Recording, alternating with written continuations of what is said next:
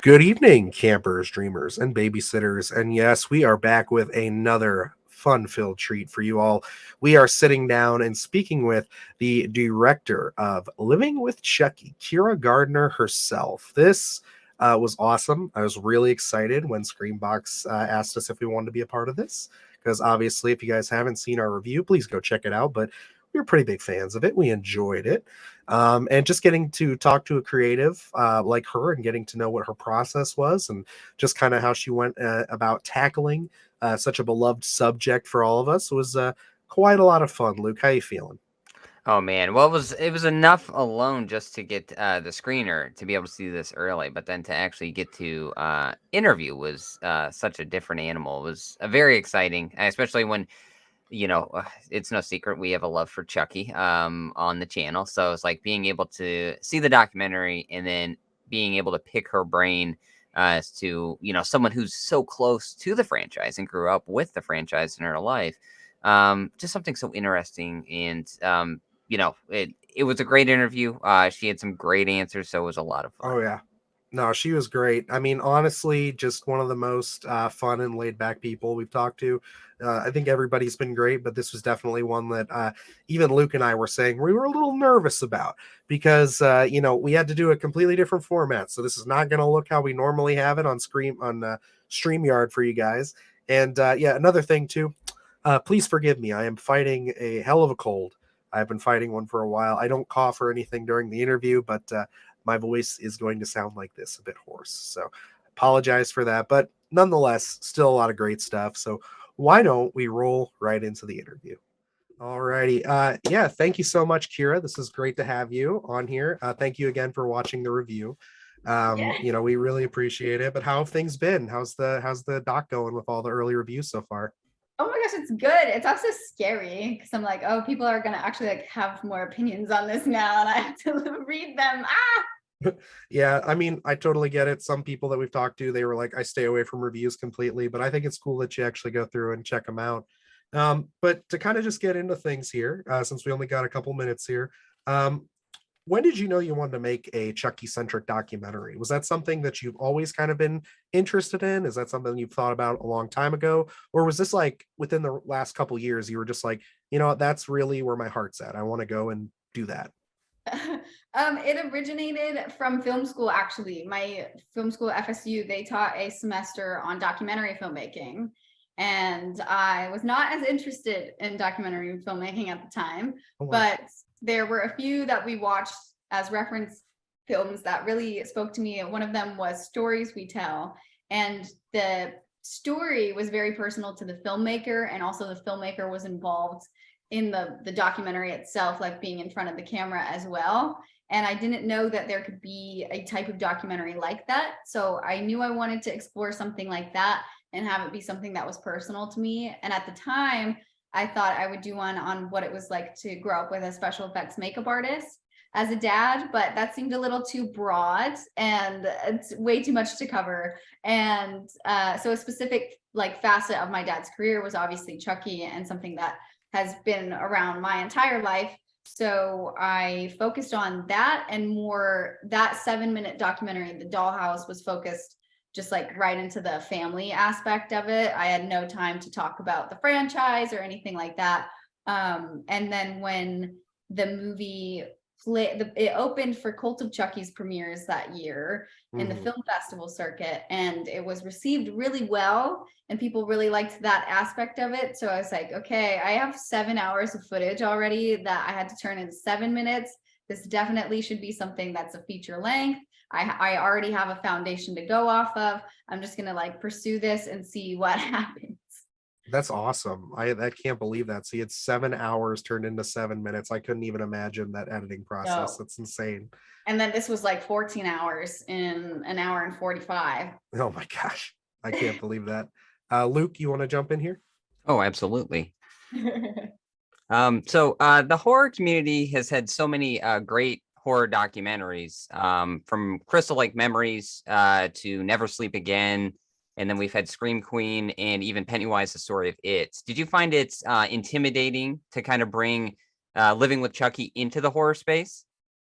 Not at first. And then when I realized that, like, exactly what you're saying now, I was like, oh, it's coming into this world. I was like, oh crap, like I just did this and I had no money and I did it. Like I started it when I was 19. Oh no, like, because I know the horror like community is so precious with what they love.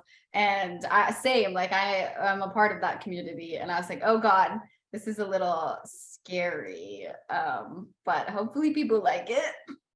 Oh no, yeah, definitely hit all the right points. But sorry, Luke, I didn't mean to cut you off there.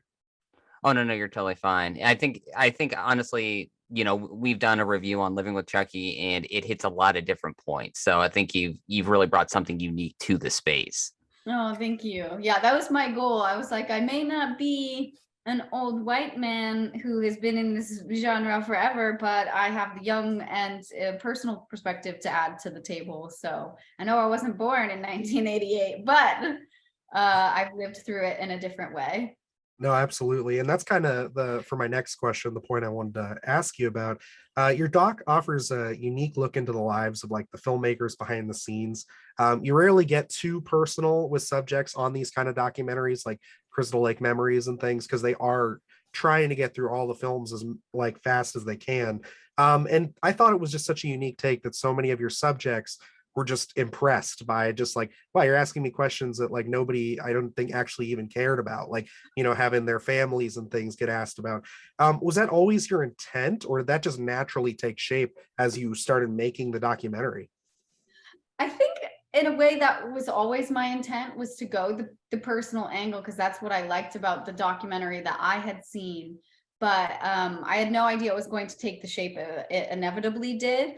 But yeah, it's something we ourselves in like press junkets and like Hollywood of people working on movies, not just horror, like it is not said how many hours you are away from home, the travel, the like impact it has on relationships with romantic partners or children. We never really see that. And like growing up in it a little bit, in my own way, I was just like, we can't talk about, like, it would feel inauthentic to talk about the reality of it and how hard it is.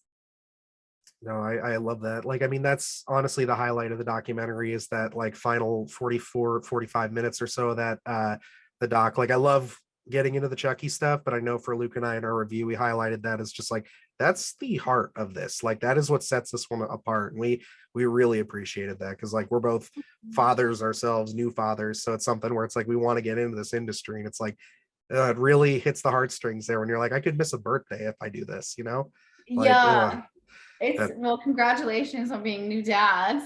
thank you. Luke, if you want to go ahead and hit him with the last Oh, question yeah. on your side. Creating a project that has cinematic nature, you're able to kind of create the setting, character, and even the dialogue. But like a documentary can be a little harder to create, I think, on paper. Can you speak a little bit about the process of getting Living with Chucky from the initial page to what we see on screen? Yeah, well, there is no original page. It's just like, hopefully you're coming up with the right questions and getting different answers. Like I went into it with similar questions I would be asking each other. I knew I wanted the familial aspect in there, so I was at least asking some different questions than what they had heard before. That was my worst fear, was asking like the same thing, which I inevitably asked anyway, is the same thing they've been asked for 30 years, but oh well. And the editing floor was, I'm going to be honest, a nightmare. I have a binder that's like this thick, and it's everybody's interviews transcribed onto paper. And then my process was, I don't know if this is the actual way you're supposed to edit documentaries. It made the most sense to my brain. Otherwise, I have no idea how you do it. Also, I'm a team of one. Like documentaries have assistant editor. It was just all me. And then an editor that came on from Sony, a friend of ours, to help polish it up and refine it, because obviously I was just out of film school and it needed some touching up. But it was like color coding everything on every like transcription. Like if we were talking about money, I highlighted it in green. If we were talking about people like loving each other, it was pink. And then every so often I would find a line that somebody said that was magical, and it could go from like talking about money to loving somebody in the same sentence. So I'd mark it with a star of like, okay, we're gonna go from like green to pink to blue to purple, and then you put it in the computer and you see if that works. And like half the time you're like, okay, that was a great cut, and half the time you're like, that didn't make any sense. And it was so hard because if you want to watch a sequence back, you have to spend half an hour just watching the sequence in a feature, especially a documentary, to see if it flows. And it's so time consuming. And then it's like you can take somebody's sentence that they said in the first 5 minutes of the interview and combine it with something that they said in the last 5 minutes and make like a complete sentence to make the flow better. And it's so daunting and like just the biggest task I've ever like done in my entire life. It was so hard. My poor parents were just like watching me edit in my bedroom and like wanting to die. Not in like a bad way. It was like it was just also daunting because it's like, this is a 30-year-old franchise. I am 25. Like, I was not alive when this started. I want to do it justice. I want to make sure we're hitting all the points, the puppetry, the CG, the old characters, the new characters. Like, it was just so much. No, I completely get that. Yeah, and I just a couple of quick like end of the road questions here for you. What did you edit on? Like, what was your program you used? Adobe Premiere. Adobe? Okay, yeah. See, that's what we use for all our stuff too. So I'm always curious because I hear like mixed reactions and things like that from people. And with the follow-up, what did you shoot on? A plethora of cameras that I could use for free. Some of the interviews are still from that first short film that I did. Because I, as a filmmaker, I wasn't sure I would get the same actor, like answers twice. Like they were so candid and comfortable in front of the camera. I was like, I don't think I'd be able to replicate this. And if I did, I wouldn't be able to cut between old and new footage. It would be jarring, it'd be weird. So that was like a Sony, a Blackmagic that I borrowed from the Foo Fighters, which is its own thing. And then like a DSLR in points. So like shout out to my colorist, Greg White, because coloring that was a freaking nightmare in terms of all the different colors for the different cameras, because it was over the course of several years that I filmed it with whatever I had. They are serious magicians because yeah, I could not tell. And that is such a difficult thing, even for our little YouTube videos. It's just like changing the colors and stuff just to make us not look as blown out is just insane, absolutely insane. But my final question for you, because I know we're getting down to our last minute here, is do you ever see yourself directing a Chucky film? Is that something that you've ever thought about now that you've kind of dipped your toes in and people are starting to understand, you know, who you are a bit and your attachment to the series? Is that something you'd like to do, whether that's on the small screen with the series or again on the big screen when he comes back inevitably? I love that you say inevitably he's coming back to the green screen. Love that. Keep that mentality, all of you Chucky fans. I would love to. Oh my gosh, yeah. In this series, I would love. It would be a dream to direct an episode, and like if I could shadow Dawn and see, how, like, because it is his baby, and I understand that. It's also difficult because they shoot in Canada, and I'm not, I'm not Canadian, so it would be jumping through a lot of hoops for me to do that. But my God, that would be amazing. And then to be able to direct my dad with this character that's been around since I was 4, that'd be crazy. But awesome. Yeah, I love that. But yeah, everybody, you guys can check out Living with Chucky on April 4th. Kyra, thank you so much again for joining us. We really appreciate your time. Thank you for having me. Such fun questions. Alrighty, we want to thank Kyra Gardner again for the wonderful interview. I mean, that was just great. I enjoyed her energy. I thought again, like Luke said at the start, she gave a lot of great answers. Just very insightful, all in all, into just as much more insightful as you could get on the franchise as her documentary already was. It was just fantastic. Yeah, I'm always intrigued to see, being able to ask these questions about documentaries and seeing what the process is, especially to hear that she had so many hours of footage and trying to narrow it down just in color coding things. And I could not imagine sitting down in an editing bay and having 7+ hours of footage and try to, minimize that to an hour 40. And I mean, like, that was for her, the 7 hours was for her, her short.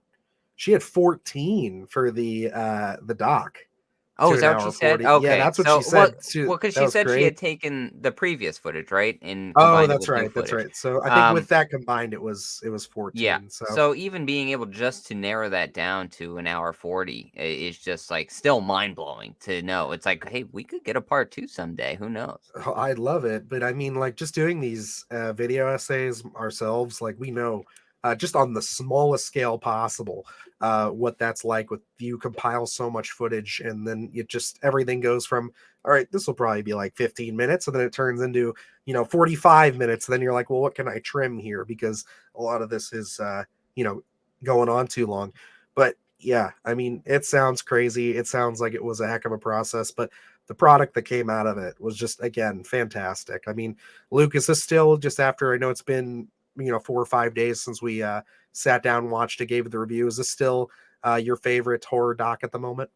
Honestly, it still is. Just the aesthetic of this. If I don't know when this is going up, but if you haven't seen it yet, just the lower thirds that they use, the transitions they use for everything, I think that's great. The content is phenomenal. So yes, this is at the moment my number one.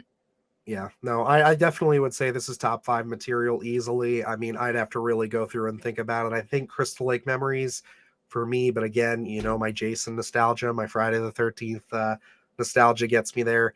But yeah, I would love to see Kira tackle another documentary. Again, we have a couple of great questions in there for her about tackling Chucky himself. So I would love, love, love to see her get a guest spot on the series. Like we said, like I think that would be a whole lot of fun because I think that she's got a lot of passion for it. So, and clearly now getting to talk to her face to face, that's, all she is just straight passion for this franchise.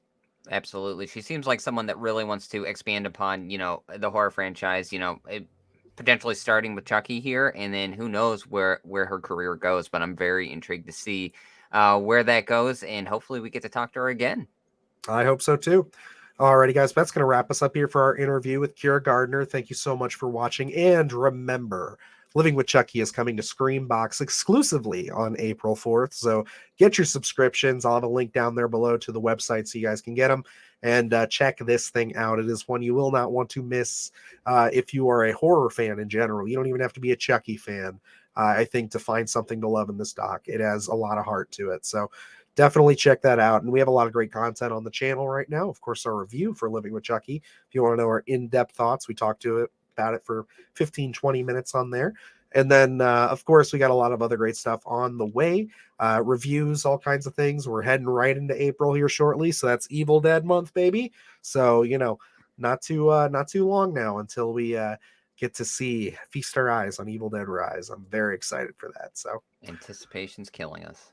absolutely. But other than that, guys, again, if you're new to the channel here, please hit that subscribe button. We are on our way to 1,000 subscribers. And with that, I am Dylan Newell. And I'm Luke Janesco. And remember, stay scared.